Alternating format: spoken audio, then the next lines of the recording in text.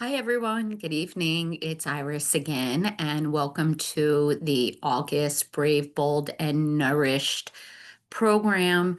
Today, the program is called I Have No Time, and this is really a lot of looking into why that is probably one of the most common excuses that somebody has in eating disorder recovery.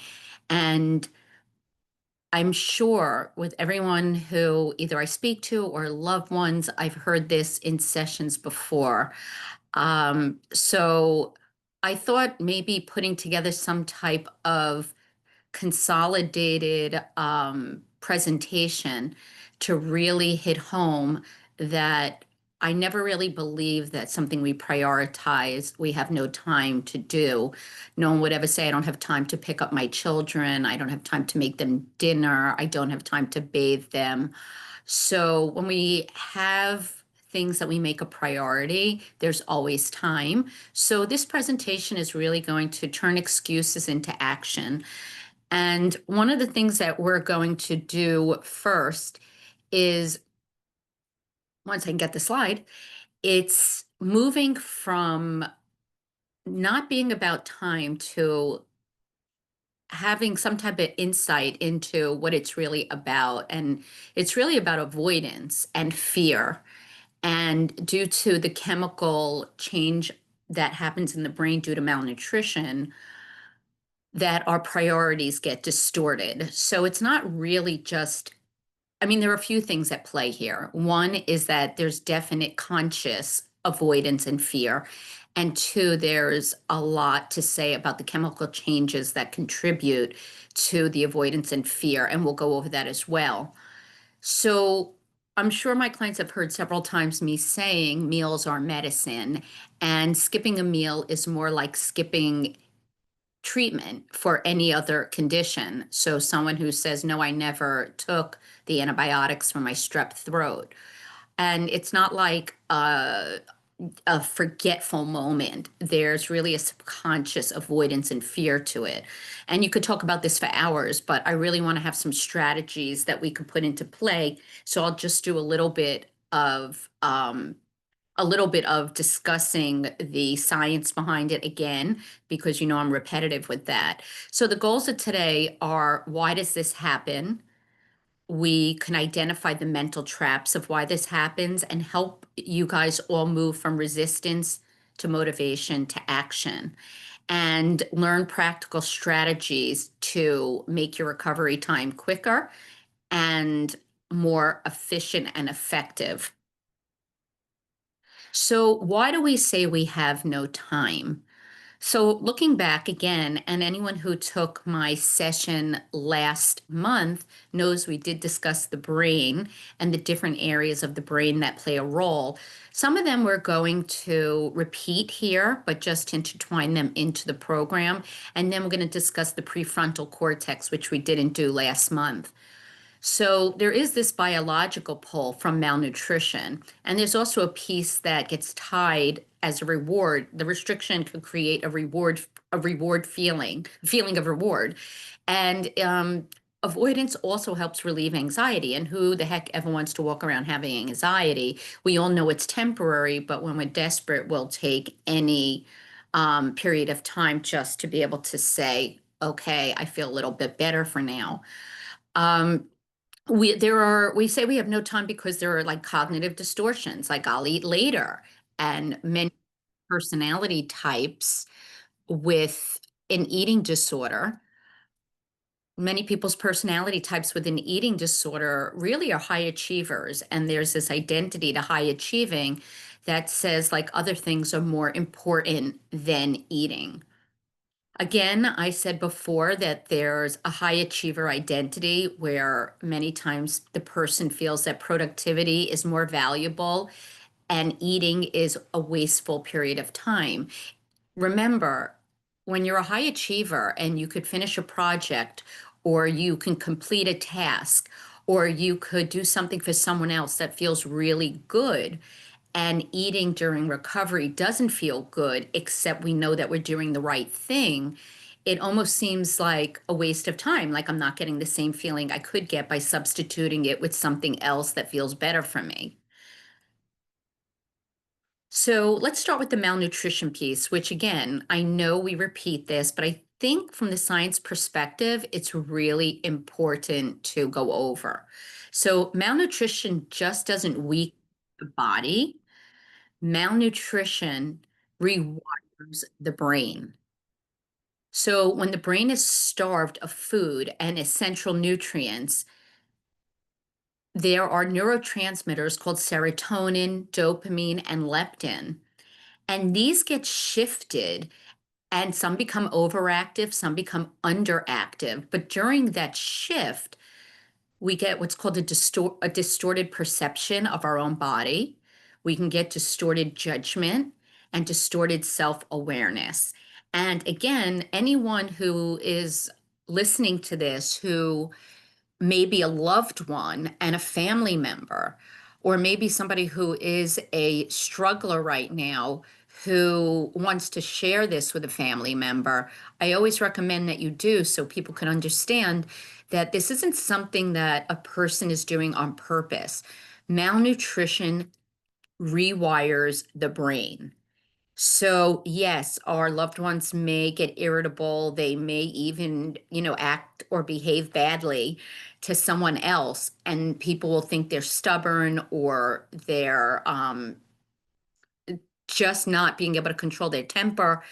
But this is truly what malnutrition does. And that's why when a lot of my clients get refed, the parent or the loved one will say, it's so nice that they're acting like themselves again. So when someone is deeply undernourished, they could look in the mirror and actually see themselves as fat or believe their situation isn't as serious to get the help that they need. Because when these vital organs are compromised, they create this dangerous loop where the eating disorder could actually hide. So just to restate, stubbornness is a symptom of malnutrition. I want to review with you how the amygdala, prefrontal cortex, and the insula, these are all areas in the brain. We discussed this last month, but I wanted to explain that when we have no time, it's because these three areas of the brain, starting with the amygdala, is screaming danger. And due to malnutrition, the prefrontal cortex, which is underneath your forehead, is the place where we think rationally. And what happens is that the amygdala is screaming so loud, and the prefrontal cortex from malnutrition is so weak that the prefrontal cortex cannot calm it down. And then that insula that we discussed last month, the insula is the part of the brain, just to rehash it, is the part that says, I'm going to let this feeling resonate throughout the whole body. It brings a thought and a fear throughout the whole body to make it seem real. So it will send faulty information sent from the danger that is a perceived danger, and the prefrontal cortex, which is your rational thinking, can't say, don't worry about it. So what it looks like is fear, a distorted perception, a false sense of safety to get rid of the anxiety by restricting. Then you have more malnutrition, which then activates more fear.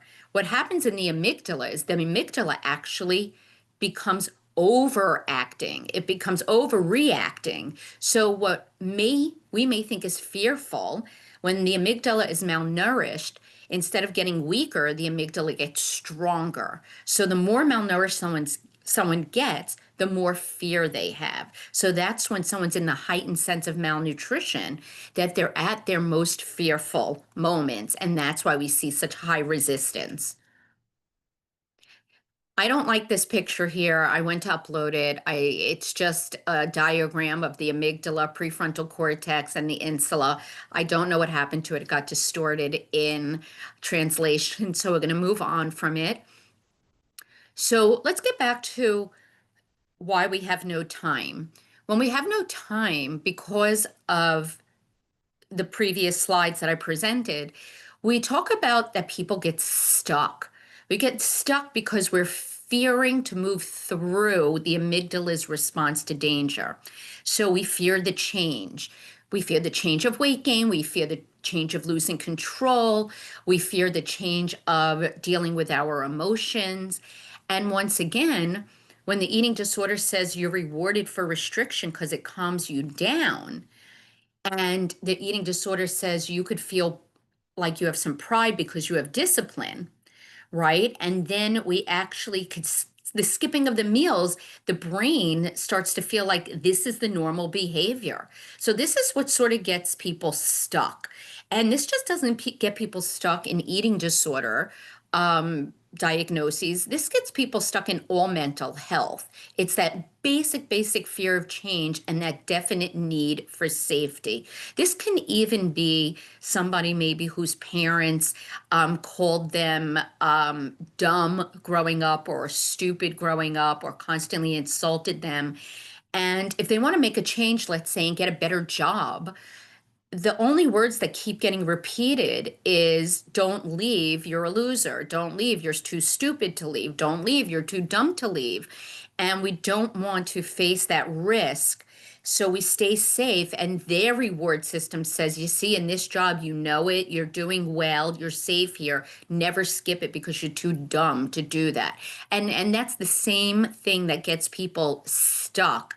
So I may hear things in my office, even when it comes to other type of changes, not just eating disorder. I may hear people say to me, well, I'm not going to do this because I have no time. I didn't have time to put together a resume. I didn't have time to make the phone call. And when someone says I didn't have time, it's really more about fear. The eating disorder, though, going back to the eating disorder, it thrives in this fog of the brain.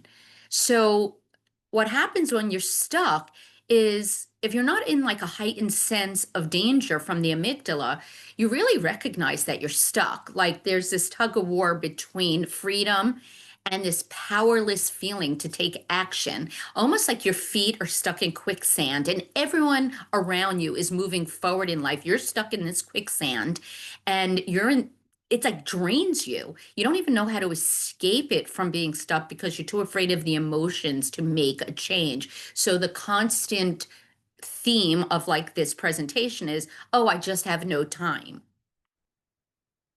So moving into strategies, now that we have, seen like the why does this happen? Moving into strategies would be, so how do we get unstuck? So instead of saying I don't have time, which is the phrase that I hear, saying I have, sorry, 5 tips to getting unstuck is one, we look at to say like eat first and think later. We call this mechanical eating. You don't even need motivation to follow this tip. You just roll by the eat first, think later. I guess if you were to do DBT, it would be like the caption, just do it.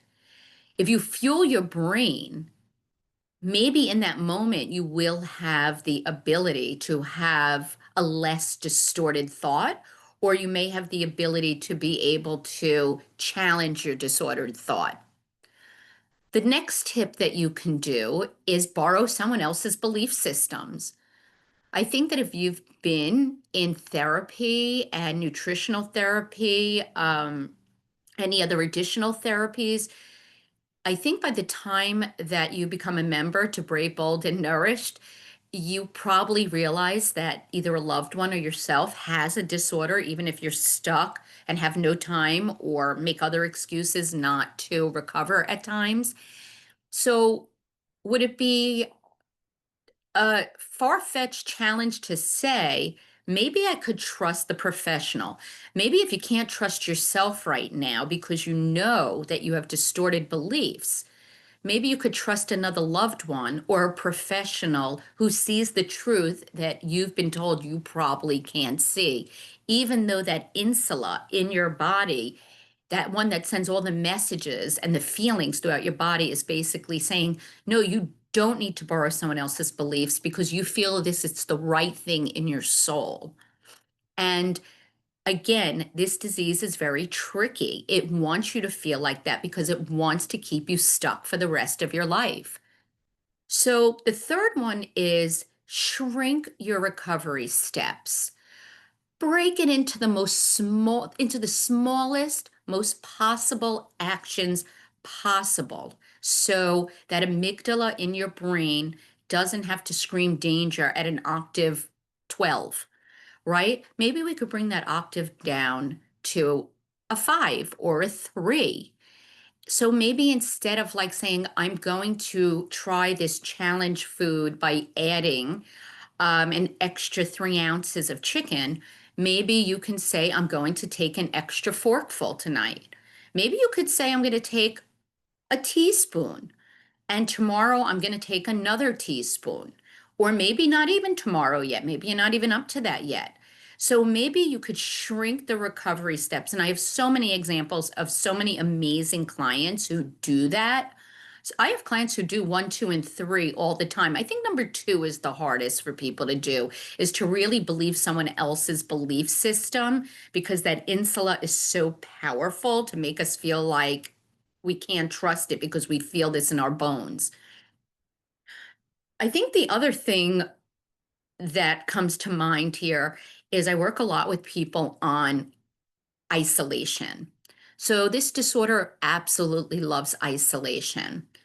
And it definitely doesn't like to eat with people. It definitely doesn't like to eat even with, if you're in a restaurant with a loved one in front of strangers. It really likes to eat alone because, again, it allows the eating disorder to have most of the power. So if you can interrupt this isolation, even if you connect with people without the eating component, sometimes that breaks up the thoughts and the constant record player that goes over in your head about the next meal. So if you can interrupt that thought, maybe the next meal may be not as powerful. You could also name the eating disorder's voice.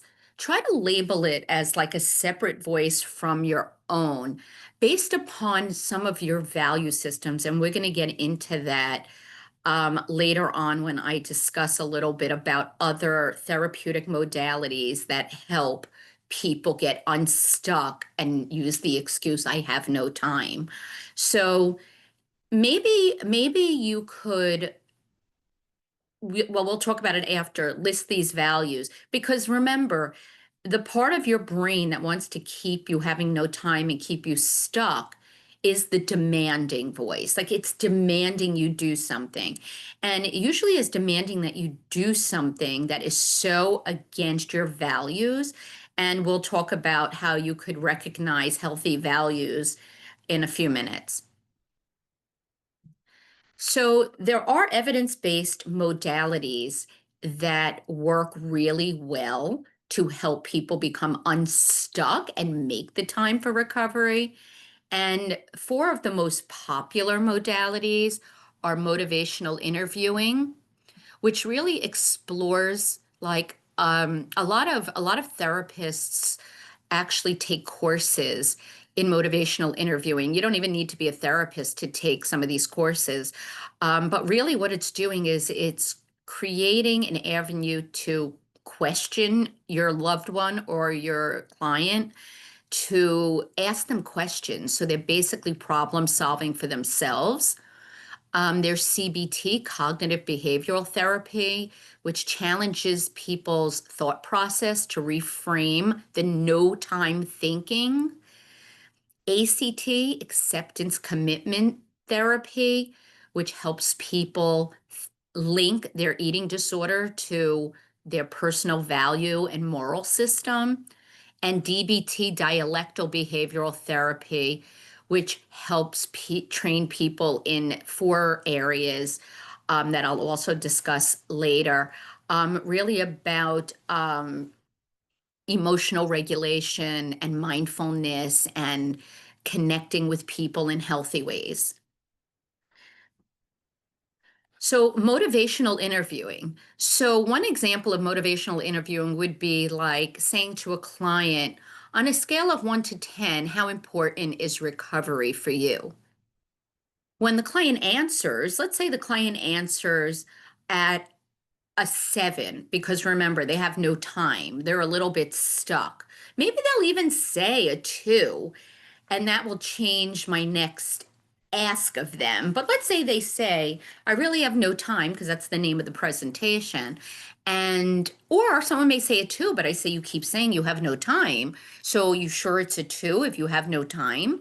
And they may say, okay, maybe like a 6 or a 7. And then I would say in a motivational interviewing, in the process, I would say, why not a lower number? And this really gets my client, or you could actually do this to a loved one or yourself, like ask yourself, why not a lower number for me? And what it does is it prompts dialogue either in your own head, or it could prompt conversation and change talk. This way, your client or your loved one or yourself really says, I wonder, why not? Why not why wouldn't I change? So then you could also visualize life with energy, mental clarity, and food peace. So maybe a conversation would be like, in motivational interviewing, would be like, well, what would life look like with energy? What would life look like with mental clarity? How may you be able to care for your kids better? What would it look like to sit in a restaurant and feel peaceful and no anxiety, sitting with a group of friends? So again, that would be motivational interviewing. Cognitive behavioral therapy challenges the excuses.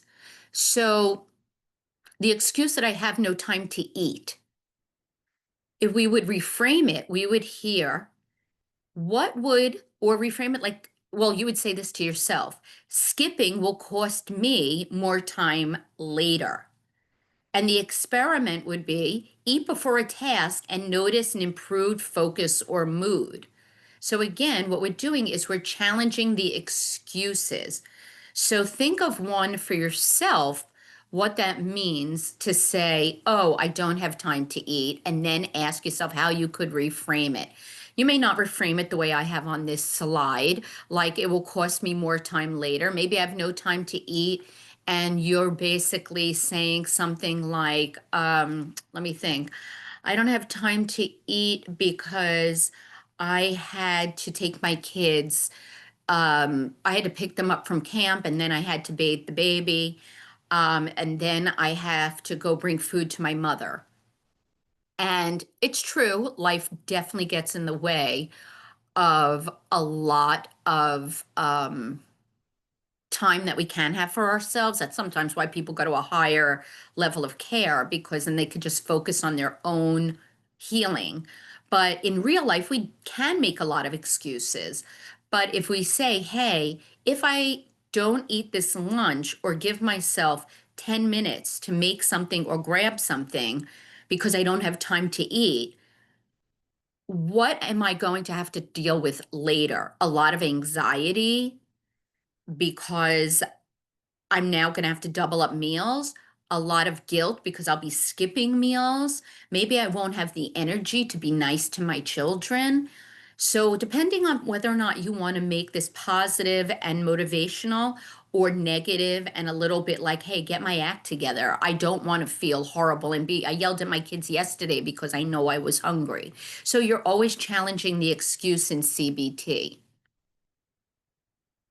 ACT is pretty interesting. And what that does is you work with your therapist or you work with yourself. I'm going to show you some tips at the end with a little bit of a worksheet, um, where you're going to list your own family values, your own faith, your own, like, what will happen, maybe like career wise. You're going to list your values on this piece of paper. And then you're going to ask yourself, like, if I have no time, right, to eat, what will happen to those values? Will I be a good family member? Will I be good at my career? Will I be able to be the best Jewish woman? So, what we do in ACT is we help link eating and meal planning and um, recovery and changes of behavior, even if they're uncomfortable, we help to align them with your value system because we definitely know our values are really important as Jewish women to ourselves.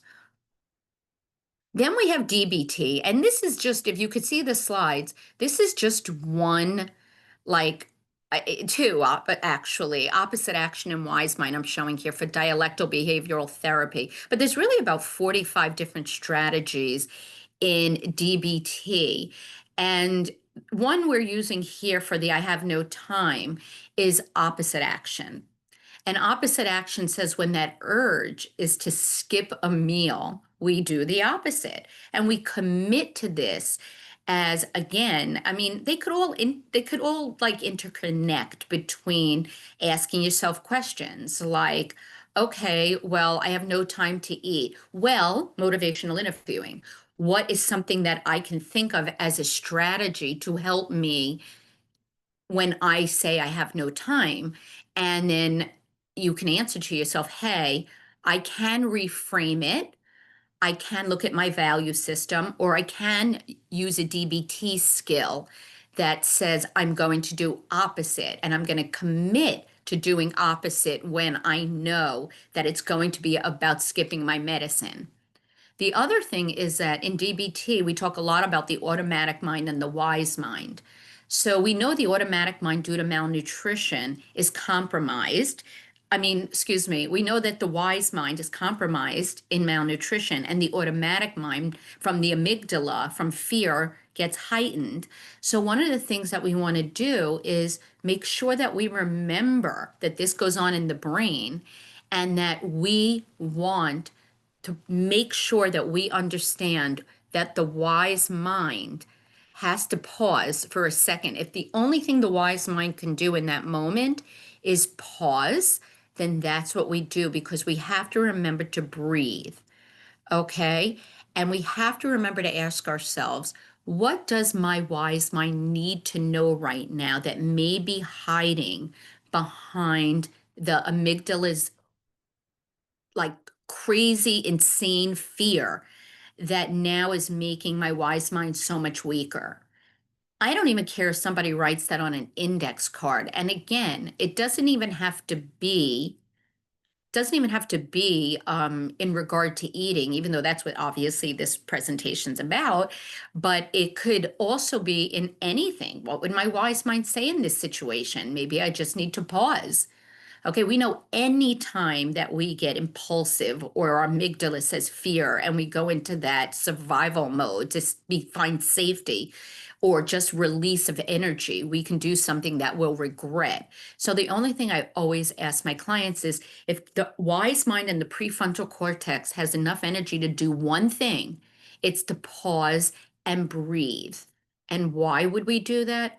We do that because we do that because when we breathe, it calms down the amygdala a lot. So if you can calm that amygdala down, then you know that you have a second chance to make a more rational decision. Give me 1 second. I lost my cursor. Okay. So excuse me, sorry. So what are some practical strategies to protect meal times? So we have to get rid of the I have no time excuse. And we have to remember that we have to treat meal times like a doctor's appointment. They are non-negotiable, completely non-negotiable. Once you can get that through as your very first recovery part of your mindset, meal times are not negotiable. It is like skipping your medicine. You need to block time for recovery. And yes, that could look like 3 to 6 times a day, but you need to block time. I know it seems to take up a lot of time in the day, but nobody says that every meal has to be 40 minutes long. And we're going to talk about grab and go meals in a second. You may want to use an accountability partner. That could be a friend. It could be me. It could be a meal coach. It could be a family member, somebody who either checks in on you or you check in with them. We could prepare a grab and go emergency meal. Make sure you keep a granola bar in your pocketbook. It doesn't matter. In even desperate times, it doesn't matter if you, excuse me, it doesn't matter if you even just grab a bar. It's better than totally skipping a meal. We could rank it from like, yeah, let's do the best thing, but we'll take anything sometimes in an emergency. We also could design, either in a session or you could do it on your own, is what we call no decision eating. Keep a safety menu that you have there that says, this is my go-to breakfast. This is my go-to lunch. This is my go-to dinner. This is a go-to snack. These are things that you usually have in the house when you have no time. They have to be quick. They have to be easy. Sometimes we do yogurt and granola. Sometimes we do a ready-to-feed shake. Sometimes we do um, sometimes we have like a soup that could just be microwaved. Sometimes we could do a bowl of cereal. Sometimes we can even take a handful of nuts and granola. It doesn't matter. Make a bowl of oatmeal, etc. So I want to talk to you now about moving from resistant to motivated. So when we move from resistant to motivated, one of the strategies is to call out the resistance. What is this resistance? And you may want to say, this is just my eating disorder talking. You may want to call out the specific resistance that it is. I am making no time because I am going out to dinner tonight and I don't want to have lunch because I'm fearful I'll overeat at dinner and I have to eat in front of my family. Or this is a Shabbos meal in front of my machatena and I have to make sure I don't look different. So instead of saying I'm really just not eating lunch, we hide behind the excuse of I have no time today. I have so much to do before we go to so and so for Shabbos, or I have no, or I have plans, or I have to pick up the kids. So we want to call out that this is just my eating disorder talking. As we went back into the other slide, meal times become the priority. There is no such thing as I have no time. That is like somebody saying, I didn't go for my cancer treatment, which we know would never happen. We also want to choose one small win today. Every day you should wake up and you should write another small win, even if it's tiny, even if it's saying, like, again, I'm going to add another teaspoon of chicken. Visualize yourself like in when we try to motivate and move from resistance, visualize yourself like, where do you want to look 6 months from now? Like what would that look like? Maybe you could even write it on paper. Like what would it look like being free from so many of these behaviors, so much anxiety, if you just consistently made food your medicine? So here are my calls to action. A little repetitive, but I just want to, restate, I like restating that meals are medicine and skipping is refusing treatment. Pick one action tonight to protect tomorrow's meals. So that would be maybe lay out what you're going to eat tomorrow. Maybe make a timeline of where you need to be and where you're going to put those meals in. Always tell yourself, I do have the time. Never let the eating disorder own your time. You always have the time to recover if you make it a priority. I want to show you now a worksheet, and I have like a few pages here to show you. And when you get the copy of the PowerPoint, I will also send you these worksheets in a separate email. But I'm going to show you them here on the slide for this presentation. I'm going to walk you through them for people who are on the phone listening. So the first page says Thought Reframe Worksheet, which is a CBT tool. When you notice you're having the thought that you don't have the time to eat, there are 7 steps that you're going to ask yourself. And the paper has like a little block, if you can't see it, that says My Notes. So question number 1 would be, what is the exact thought in my head? Okay. And you would write there, the exact thought in my head is, I have no time to eat because, and you would write down what your because is. The second step would be to ask yourself, is this thought 100% true? And what evidence do I have that makes it 100% true? So if the exact thought in your head is, I do not have time to eat lunch today because I have so many errands to run, then step number 2 would be, is this thought 100% true? And the answer would probably be no. I definitely could have a bar and a cup of juice. I could definitely heat up for 5 minutes a bowl of soup in the microwave or on the stove. I definitely can make myself a quick bowl of oatmeal, a yogurt. I have cut up fruit in the refrigerator. I have some leftover chicken. There's always something to grab. Step number 3 on the worksheet said, what would I tell a friend in recovery who said this to me? I have no time to eat. What would you say back to them?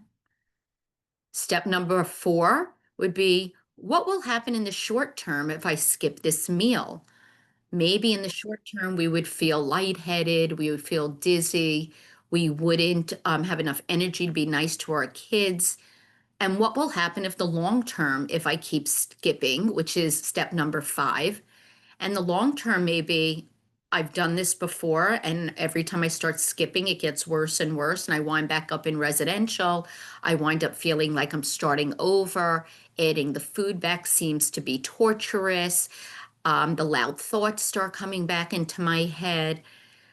Step number 6 is, what is a healthier, more helpful thought? Which is, again, is that cognitive behavioral reframing. And a healthier thought may be, well, I am really scared. And it does feel like a rush for me. And sometimes when I get rushed, I can't think logically of what I even want to make to eat. I'm just so anxious to get to where I have to go that I can't even think of putting a meal together. But maybe one of the things that I can do in the next 10 minutes, which is step 7, what action can I take in the next 10 minutes, would be, maybe I'll refer back to my quick eat worksheet, my quick menu worksheet.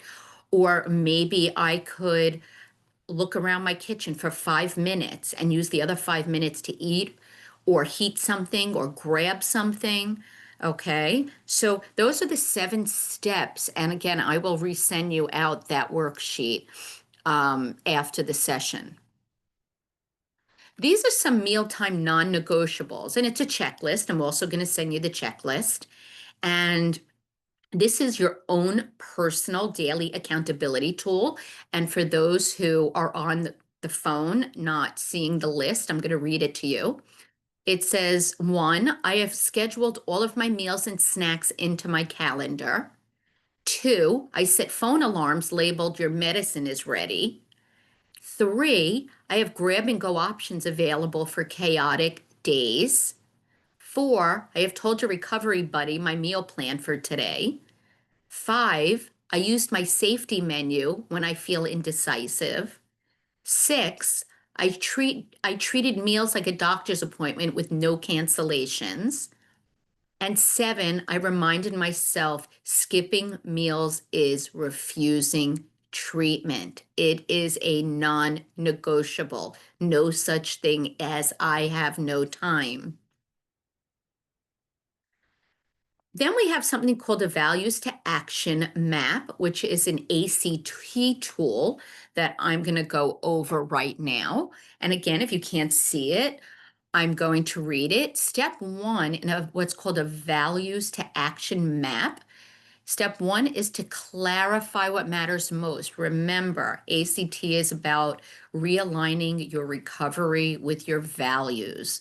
So, the first thing that you would do is you're going to write down what are my three top values. And most of my clients would say their family. Most of my clients would say, many would say spirituality. Many of them would say either self care, self love, or maybe a career. Um, but most I would say is pretty much family for the women I work with. They're amazing. So that's step one. Really, really understand what matters most to you. Step two is to link your meals to your value. And you would write, eating supports my values because, and you would write 3 to 5 things. Why does eating support your values? Maybe you would say, again, it gives me the energy to be a better mother. Maybe it says, eating gives me, it keeps me out of the hospital so that I could be with my husband. Maybe it says I don't have to miss school if I keep eating. Maybe I don't have to be hospitalized if I keep eating. Maybe if I keep eating, I stop going backwards in my recovery. Step three is when we commit to the action. And when we commit to the action, that's when we do those small changes. What is one thing I will do today to align myself with my values? And then you could always say, yes, not just with my values, but actually restate what those values are. Yes, I am going to eat today because I value being a good mother and I want to have energy for my children. And maybe you want to write that down in the morning. That's okay. Of course we could do that. This all takes time. But if you say you have no time, that means that you're really not making time not just for eating, but making time for recovery, because we know recovery can't happen without making the time. And what's interesting, in the dozens and dozens of books I've read in the last 25 years of doing this, there's not one person who said that without making time, they were able to recover. Every book says, until I made the time for my daughter, until I made the time for myself, until I made the time for my husband, until that person made the time for themselves, they were not going to recover. And making time does mean that you're going to eat, you're going to feel, you're going to have to sit with the emotions or distract yourself from the emotions. You're going to have to feel horrible. And I know we don't want to do that. Um, we all fall for that. We all feel these times. But that's what recovery, there's no disease that people recover from that doesn't have side effects. Nobody recovers from cancer without side effects from medication, nausea, pain, vomiting, losing hair, weakness, anemias. Every one of these really deadly diseases has side effects. And yes, you're going to have to feel, but we have to make the time to move through it. The fourth one is what we call a wise mind pause card. This is an example from DBT. This is a tool. So the wise mind pause card is when the urge comes, we stop, we put down what we're doing, we breathe, like we said earlier in the program. We breathe in through the nose, 3 breaths, and out through the mouth. And we ask ourselves, what does my wise mind need to know right now? If my goal is recovery, what choice right now will move me forward? We may want to take opposite action and eat the meal anyway. And then you want to take time to allow your wise mind to notice how you feel 15 minutes after eating. And your wise mind could recognize a lot of anxiety. Your wise mind could recognize that you're happier. The wise mind could recognize that you're more irritable. The wise mind could recognize again, we have to sit with these feelings and accept them, which is also part of ACT. So we bounce around to all these modalities, and you need all of these modalities to accomplish recovery. Number five is my I have no time emergency backup plan. And this is sort of the crisis backup tool. So when I feel like there's no time to eat, I will, one, eat something small immediately, like a bar, shake, or yogurt, text your accountability partner that I'm about to eat right now, remind myself that my treatment is not optional, or use your safety menu to avoid decision paralysis. So you could see here that some of these repeat themselves, but we started with the motivational interviewing, then we went to the ACT, motivational interviewing. There was one more, ACT, DBT. I'm missing one. Okay, we'll go back. Number six is the weekly reflection sheet. And again, I'm going to give you this one when I send out an email. And the weekly reflection sheet should be done every week. And it says this week, I stuck to my meal plan blank out of seven days. One time that I told myself I had no time to eat was when blank. Next reflection was, what was really going on emotionally for me at that moment I said I had no time to eat? The next one was, what helped me eat despite my resistance? And the last statement is, one thing I will try differently next week is. So again, that's your weekly reflection sheet. And if you put all these sheets together, you will, over the time when you practice them, be able to move away from the I have no time. So to sum up, for those people on the phone, I will read it to you. To sum up, recovery begins by understanding that denial isn't weakness. It's a symptom of malnutrition and your brain's chemical imbalance. Feeling stuck and telling yourself you have no time to recover is exactly what the eating disorder wants for you to stay trapped. But the truth is, if you wait until your life slows down, you'll be waiting and waiting because this illness will always look to find an excuse.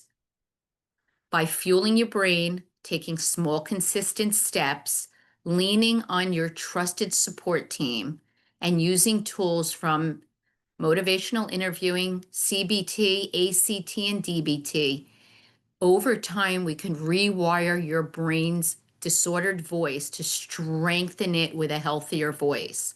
And every time you act on nourishment, every skill you practice is a turn of the key toward freedom, and the door to your life will be unlocked.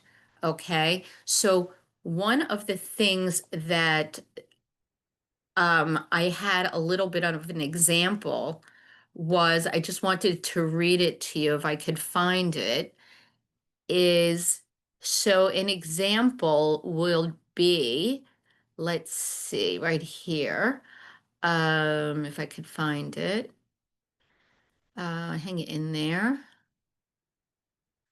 Of course, when you want to find something. Oh, okay, here it is. So this is like a metaphor for being stuck and making that I have no time statement. So being stuck in an eating disorder is like standing in a locked room where the key is in your own hand, but the illness has convinced you it's safer not to use the key. You can see life happening outside the door. You could hear people calling your name and even imagine what it might be like to be free outside the door. But the eating disorder whispers that stepping outside is so dangerous and staying inside is the only way you could survive. The truth is, the lock isn't as strong as it feels, and each small act of nourishment is you turning that key toward freedom. So I wanted to thank everybody who showed up tonight, and I know there's a whole host. The summer is definitely not a great time to do these presentations, but because I email them out, it's all good.